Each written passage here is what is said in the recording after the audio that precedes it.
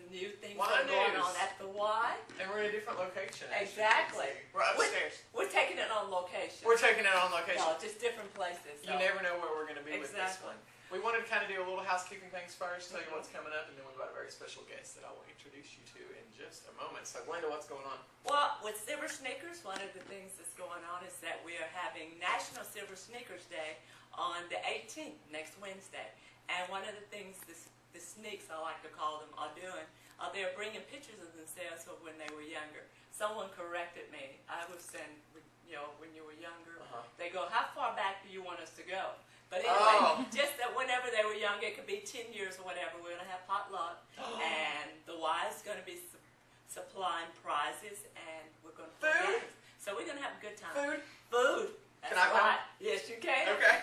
You are. Can I be a sneak? Yeah, you can be a sneak. They love you. Oh, good. They let sneak peek. There you go. I'll do anything for food. Also want to say that there is a new class taught by moi on Saturday morning. It's muscle pump, no cardio, all weights. It's awesome. It's at 8 a.m. So come check that out. That's a new class for this month that will continue throughout the summer. Also wanted to say, I showed this video to Charlie last week. Yes. So he watched the first episode. You know what he said? What did he say? I was expecting, oh, it was so great. You guys look so good. You know what he said? What? Take your hat off. So, I have hat hair. The hat cannot be moved, so that will not be taken off, I'm sorry to say. So did he also say, tell Glenda not to chew gum? He didn't. No, he had all the good things to say about you, but for me it was take the hat off. No, but he really liked it, so. Oh, good. That was Very good. It's so fun. you're probably wondering who this guy is. Glenda, would you like to intro this man? Absolutely. This is Brian Partin. Well, we thought this would be very appropriate to have Brian here today because we're getting ready to kick off the Ace to the Ace with the Amazing Grace at the end of the Amazing Grace race this Sunday. It is their first challenge, 1 mile race. Everyone is welcome and encouraged to come out and scream their guts out for these people. It's their first challenge. And what I think is very significant about what you said about a 1 mile race, Brian Partin was on the block team, reminiscent of the block team, and I was his mentor. And one of the things that got him started, he just finished a marathon, right? Yes. And it all started with the 1 mile race of the Amazing Grace last year. So that is why, one, you're here is to share your experiences with your marathon training, but also to let everyone know how wonderful it is to be with Ace to the Ace. All right. Especially season 2. Yes. So Brian, first of all, what I'm sure they would want to know and what these people want to know, what was your outlook prior to 8 to the 8s, and then how did it sort of change, and what is your outlook like now when it comes to fitness and health and all that good stuff? Well, when I started with the 8 to the 8s, my main goal was to obviously lose weight, and but to do it in a very healthy way, in a sustainable way. And we talked about that all along.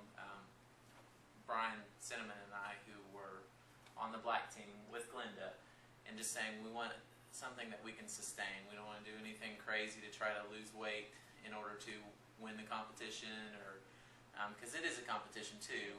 But for us, it was about a lifestyle change, and that has been my focus all along. And we started with the 1 mile race, and that was in a fun event, and with a very close finish. I mean, we couldn't have scripted it Actually, and did you finish first? Yes. Yes. But it was like neck and neck. Yes. Joey from the Gray team and he were like neck and neck, and we got it all on video, including you screaming. And Go baby. Which we love, but so.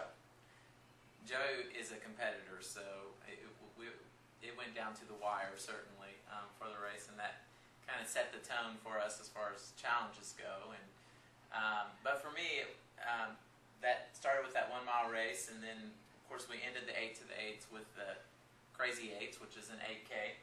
And after that, I went on to do a 10K here in Kingsport, the Eastman Road Race, and then decided that I would do the Haunted Half Marathon here in Kingsport. And after that, there were really kind of two things going on in my mind. I thought, okay, I'm already to the halfway point.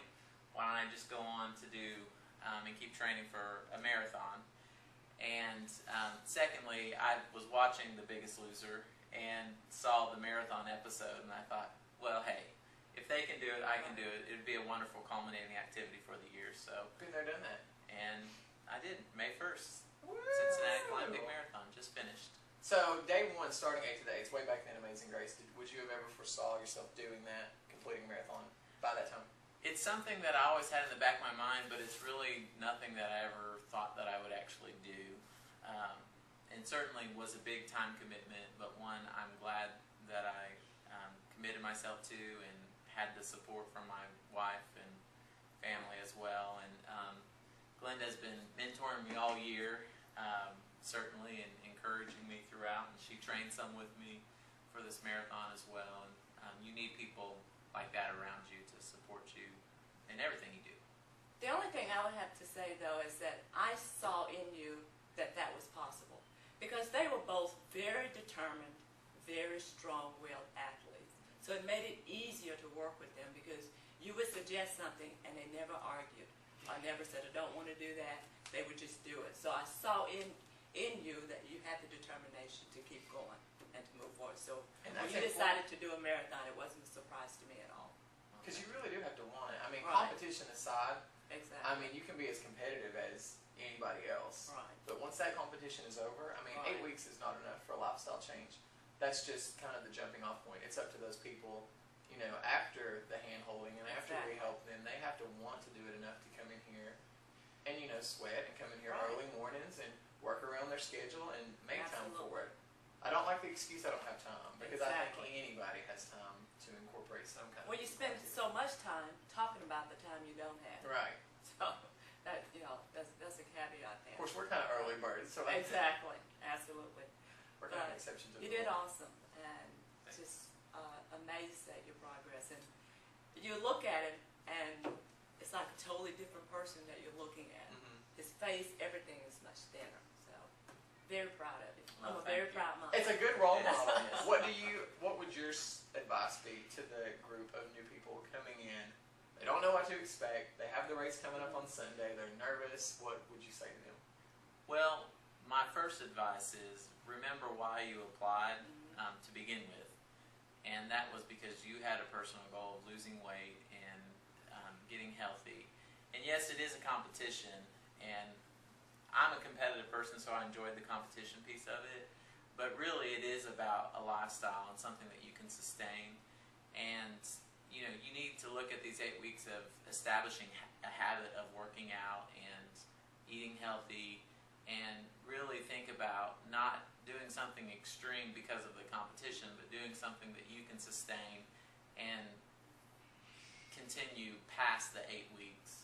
So that would be my advice, and enjoy it. Don't complain about it. Enjoy it because that's what you signed up for. Absolutely. No complaining. Brian Right. Partin said it's not No, allowed. that's right. No complaining. And the other thing you got to remember is success does not come to you. You have to go to success. Right. You have to. I call those Glendaisms, and There's they lots of them. certainly stay with you throughout the rest of your life. But it's true. Like, go baby. That's right. Go baby, go. Good luck. That's my favorite. So, Brian, if you had time, I would love for you to come out and watch them run the race. And that goes for any of the challenges that they do on the weekends. And that goes for all of you out there. They would love to have the support out there. I remember last year just seeing so many people on the sidelines that came. Brian's actually going to be a mentor this year. Yeah, so I'll be there. So, not only will he be there during that, he might be there a lot of other times that he probably doesn't necessarily want to be that early, but we'll talk about that. No, I don't mind. I'm Yeah. actually excited to get back into spinning, and I took off some time to train for the marathon from Yeah. spinning, so I'm looking forward to that. But the perfect example of mentor, you know, somebody who's been there, done that, Exactly. got the t-shirt, Absolutely. Right. literally. So, well, great. Yes. Brian, thank you so much for coming Yes. out with us today. And congratulations. Congratulations, definitely. Thanks for having Big me. accomplishment. I'm looking forward to giving back. Awesome. All right, well, I am Tyler Ramey, I'm Glenda. and this is Brian Partin, and that was Y News. Thank you for joining us. Tune in next time. We'll probably be in a different location, who knows? Exactly. We'll be on the road. On the road. See ya.